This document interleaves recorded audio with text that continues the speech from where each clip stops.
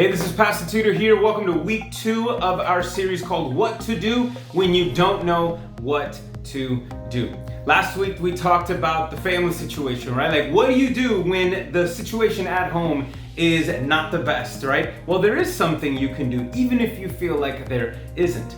Well, today we're gonna dive in a little bit deeper and go something a little bigger, all right? Now, what do you do? Let me ask you a question. What emojis do you use when you are shocked? Right? We all have different emojis, right? We all have maybe the one with the no mouth, just like eyes and no mouth, like there's no words, I don't know what to say. Maybe it's the one with the big eyes, right? I use one that it's just like the head is exploding, like I just can't believe I saw that. Oh my gosh, right? We all have different emojis that we use when we see a video that was surprising, right? Or just see something like, oh my God, I can't believe I'm seeing this. Now, that's one thing, right? To share a emoji when you experience shock, but let's just be honest, okay? When life hits you a kind of way, there's not an emoji to share sometimes, right? And there's so many things that can surprise us, that we can be surprised by, right? We can be surprised that, oh my gosh, I can't believe this is happening to me.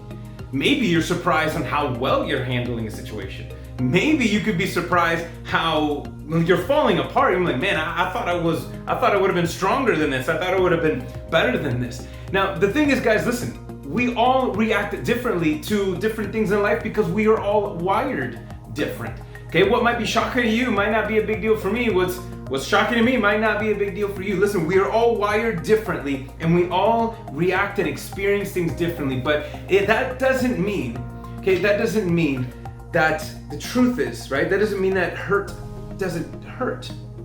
Right? Hurt hurts.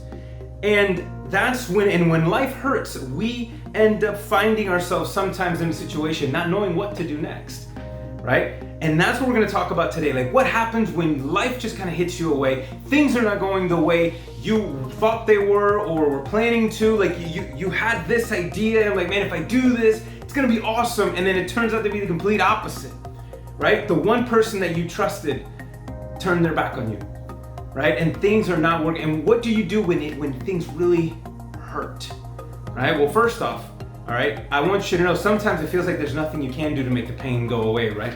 But there is something that you can do when you feel like that. Now, we're looking at the story of Joseph because, man, Joseph's story is ridiculous. It's incredible. You can find it in the whole story, and I encourage you to read it over in Genesis. Right now, we're looking at Genesis 37, looking all the way through 39. But something shocking happened to Joseph that he didn't see coming. He did not see coming. And let's be honest, you wouldn't see coming if it happened to you too. And it's incredible when we read in Genesis 37 that Joseph was sold into slavery by his own brothers. That's an incredible statement, that they were so jealous of his little brother for a lot of reasons that we talked about last week and you can read. But they were so jealous that first off, they were gonna kill the dude. And then one of the brothers said, look, at least sell him into slavery. Let's not go that far. But man, could you imagine? And then here's Joseph. Could you imagine the shocked emoji face he would use to find out that his brothers sold him to slavery? That who knows how he would ever make it back home again. I mean, if there's a position that would feel like, yo, I don't know what to do right now, right? It would be if you were a slave, because a slave doesn't have options, doesn't have, breaks, doesn't have benefits, right? A slave is a slave. And here Joseph is just shocked at what has just happened. Yet when we read his story, we realize that he didn't just sit there, right? He didn't just kind of just take it. Even though he was shocked, there was something incredible that he did. And when we see throughout the whole story of how it plays out in his life, okay, we can learn what that was. But the one thing that he did was recognize this one truth. In fact, in Genesis chapter 39, verse 2, there are 5 powerful words that Joseph put his trust in, that Joseph believed, that helped him to deal with the shock and the incredible craziness of what his life was at this point. And it was these 5 words. Ready? The Lord was with Joseph.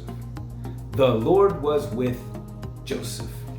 Right? When God was there, right? When his brothers sold him into slavery, God was with Joseph. See, when hard times happen, guys, sometimes you may feel closer to God than ever. But sometimes when hard times happen, you might feel like, yo, where is God? Yet Joseph realized there was something interesting about what was happening, because Joseph came to realize and trust and know that my God is with me. I don't know why he had allowed this to happen, but I know that he is with me. And in fact, that's the one thing, guys, that if you don't know what to do when life is really like that, let me tell you, there is something you can do that is so powerful, and it's this: recognize that God is with you. When you don't know what to do, know that God is with you. Just anchoring yourself to who he is, anchoring yourself to him, actually will make a big difference. Let me tell you, there's a lot of reasons why bad things might happen. Number one, it could be consequences. You made a poor decision, poor choice, and now you have to deal with the ramifications and the consequences. That's not God's fault, right? That's on you. Sometimes bad things happen because of consequences. Sometimes bad things happen because, hey, it's a demonic attack, right? This is darkness coming after you, trying to stomp out and kill the light of Christ inside of you. So sometimes bad things could be demonic attacks, but do you know that sometimes God can allow something bad to happen because of his sovereignty? Like this is not to punish you, it's not to test your faith, it's because he is doing something in the world. And what God eventually, we'll see later, the big purpose of how God saved Joseph, his family, the world, he did it, and he took these dark times and turned it around for good. And I know in the moment you're stuck in the story and you're like, okay, I don't see how this is gonna play out, but here's the thing about knowing that God is with you, because God knows the end of the story. You only see what's happening right now, maybe where you've been, but God knows where the story ends. And when you don't know what to do, put your trust in God. Know that he is with you. He knows what to do. He knows, and he knows what to do with that pain, with all of those things that you could be experiencing. Okay, when you don't know what to do, trust in Jesus. Know that he is with you. And the good news about that is that, listen, you don't have to figure everything out. Sometimes I know that's me. Sometimes it's like, I gotta figure this whole, how am I gonna get this? How am I gonna fix this? Right? Joseph never once worried and struggled about, all right, how am I gonna figure this out? No, he knew, okay, God is with me, so what can I do in this moment? And right now, all it is I can do is trust in him. And that carried Joseph throughout the rest of the story that we're gonna look at over the next couple weeks, and it made the biggest difference. So I want to challenge you right now. Listen, when things hit you a kind of way and you kind of get shocked and life just hits you like a train, all right? You don't know what to do with this feeling, with this hurt, with this disappointment. When you don't know what to do, know that God is with you. He's there.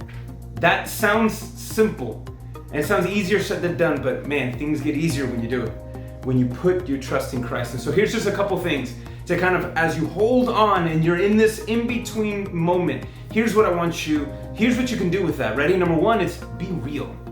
Okay? When it's hurting, don't hide it. Okay? When you're hurting, don't hide it. No, be real. Know that God is with you, so be real with God. Look at the Psalms and how real David was every time things weren't going the way that he thought they were supposed to go. Listen, God is with you, so be real with him. And listen, God also puts people in your life. Be real with them. This is why small groups, leaders are so important. This is why mentors and having those spiritual aunties and uncles and moms and dads and grandpas and grandpas, that's why they're so important. Because we need to have a community. It's why the church is important, because we need to have that community so that we can be real with, not fake. No, we can be real with our struggles and talk about real life. And the other thing I want you to do is always, again, while you're being real, remember God is with you. God is with you, okay? He is with you. And Romans 8:28 says that God can take all things, even bad things, even whether it's your mistake or things that the enemy meant to destroy you, he can take all bad things and turn them around for good. That's how good God is. That's how powerful God is. So listen, life is always going to be surrounded and filled with these shocking, incredible moments that you did not see coming. All right? Your plans won't always go the way that you expected them to go. And instead of just inserting, this shock emoji, I want you to insert this truth. When you don't know what to do, know God is with you, and your God is good.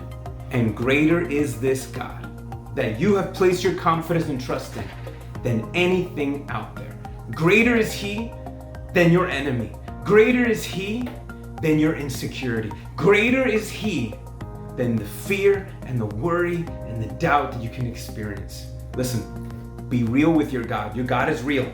He really loves you. Be real with Him.